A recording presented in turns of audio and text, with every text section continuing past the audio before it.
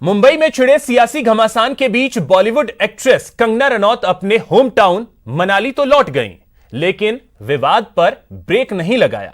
कंगना ने जाते जाते एक बार फिर मुंबई की तुलना पीओके से कर दी।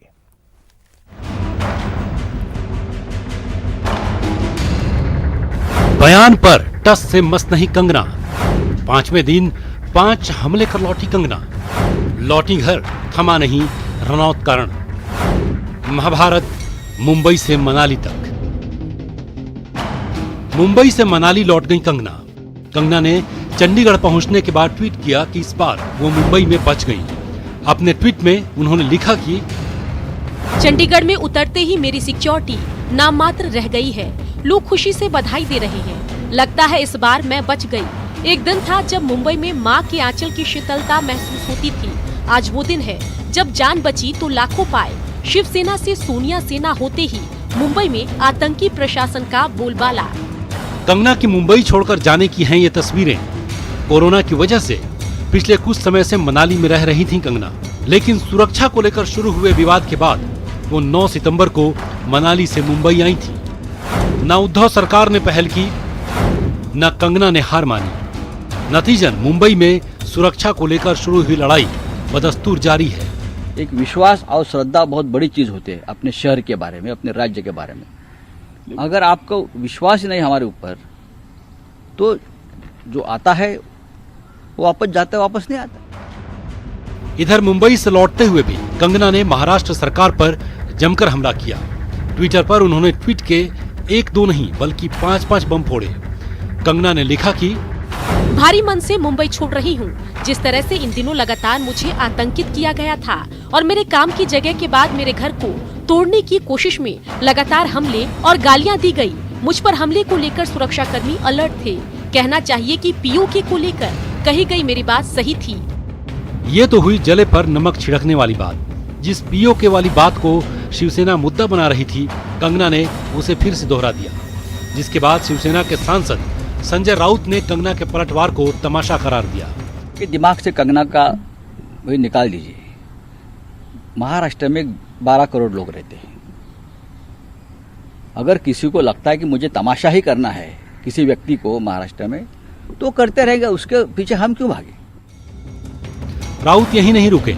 उन्होंने महाराष्ट्र सरकार बनाम कंगना रनौत की इस लड़ाई को बिना नाम लिए बीजेपी तक पहुंचा दिया। यही नहीं, कंगना के पीछे पीओके के होने तक की बात कही। कोई विवाद नहीं है, तो मुद्दे क्या है आप? एक भी विवाद नहीं है। सब मुंबई और महाराष्ट्र में सब कुछ ठीक चल रहा है। विवाद वो लोग चला रहे हैं जिनकी सत्ता दुर्भाग्यवश चली गई है। बता दें कि सारे विवाद की शुरुआत उस वक्त हुई थी जब सुशांत सिंह मामले में मुखरता से अपनी आवाज उठाने वाली कंगना ने मुंबई की तुलना पाकिस्तान अधिकृत कश्मीर यानी पीओके से की, जिसे शिवसेना ने महाराष्ट्र की अस्मिता से जोड़ दिया।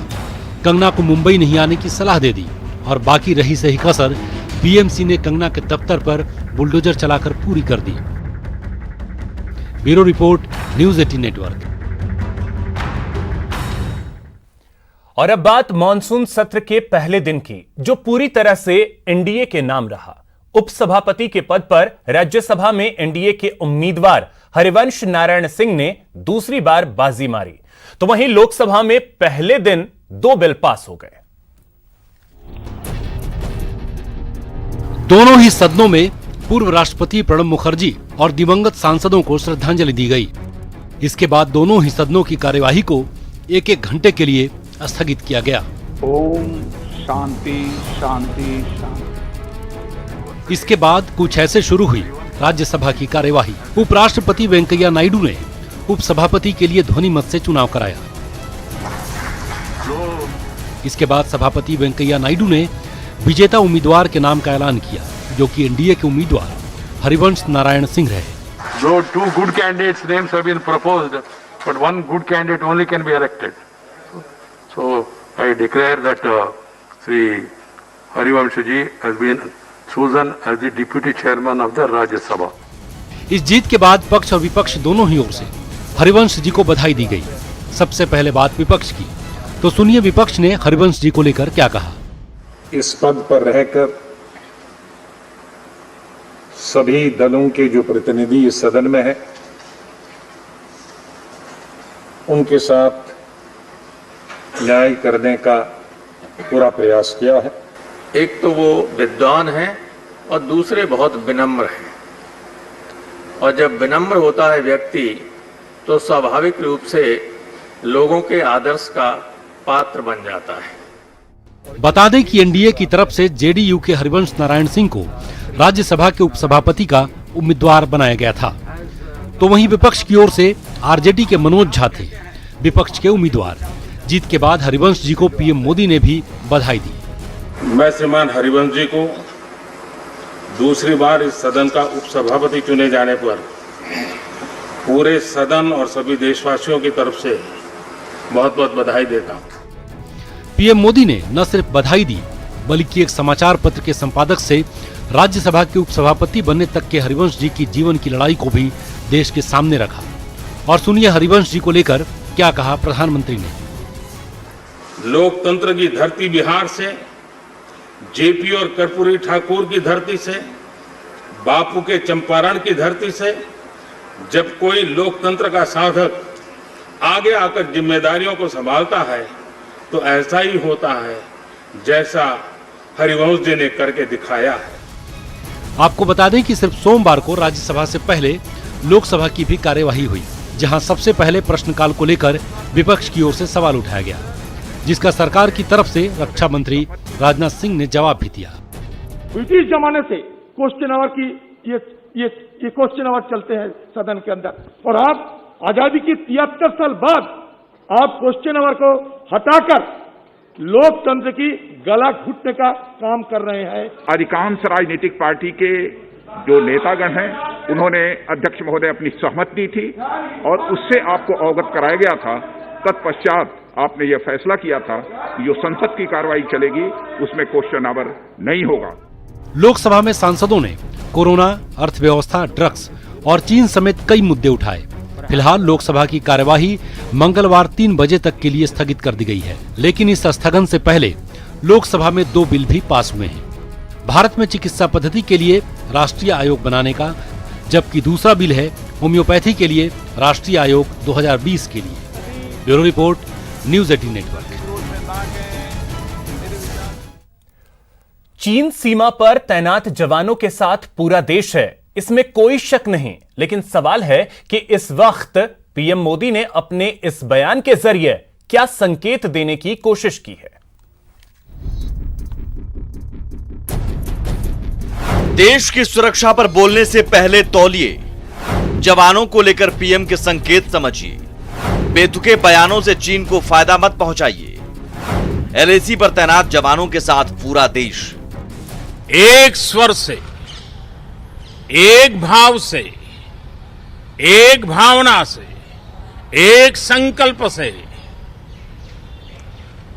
वो संदेश देंगे। सेना के जवानों के पीछे देश खड़ा है, संसद और सांसद सदस्यों के माध्यम से खड़ा है।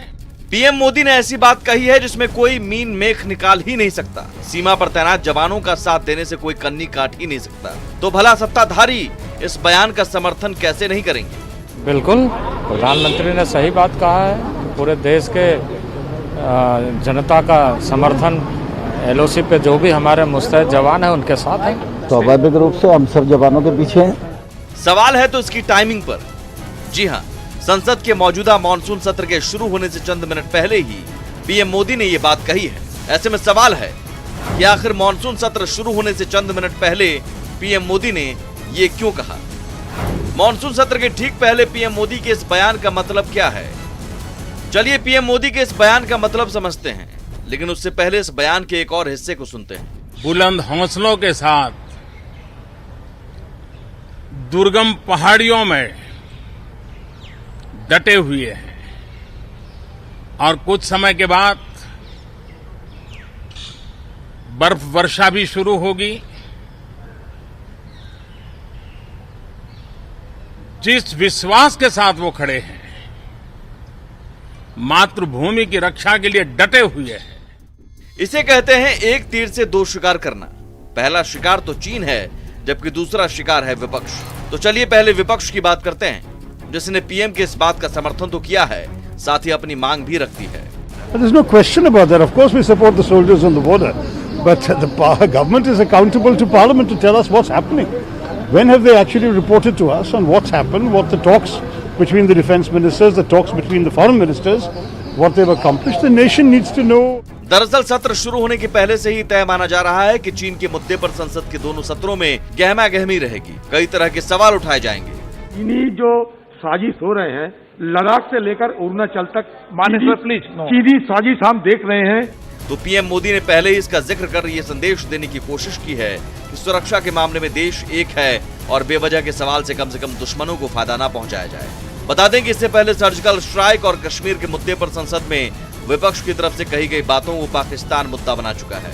वहीं चीन को यह साफ संदेश है कि चाहे कुछ भी हो जाए, अपनी सीमा में भारत उसे बर्दाश्त नहीं करेगा और उस पर मौसम के प्रहार से भी कोई असर नहीं पड़ेगा। Bureau report, news 18 network.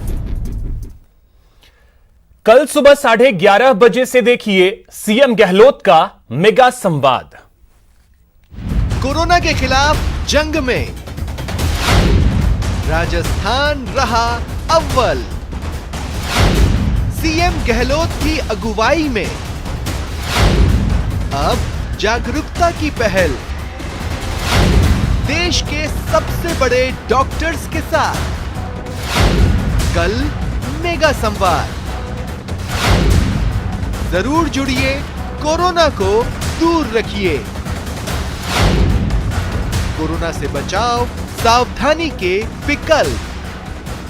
मंगलवार सुबह 11:30 बजे से लगातार। ब्रेक के बाद आपका स्वागत है। कोरोना जागरूकता पर कल मेगा लाइव वर्चुअल संवाद होगा। सीएम अशोक गहलोत की अगुवाई में होने जा रहे सबसे बड़े लाइव संवाद में सभी मंत्री, कलेक्टर, एसपी, विधायक, स्थानीय जनप्रतिनिधि सहित जिलों के अफसर से लेकर ग्राम पंचायत स्तर तक के लोग जुड़ेंगे। यह संवाद कल सुबह 11:30 बजे शुरू होगा। इसमें देश के जाने माने doctors Randeep Guleria, doctor Devi Shetty, doctor SK Sarin और डॉक्टर नरेश त्रेहान कोरोना पर संवाद करेंगे। इस संवाद में कोरोना की वर्तमान स्थिति, राजस्थान सरकार के प्रयास और तैयारियों पर चर्चा होगी। कोरोना बचाव और सावधानी के विकल्प पर देश के प्रख्यात डॉक्टर्स अपनी राय रखेंगे।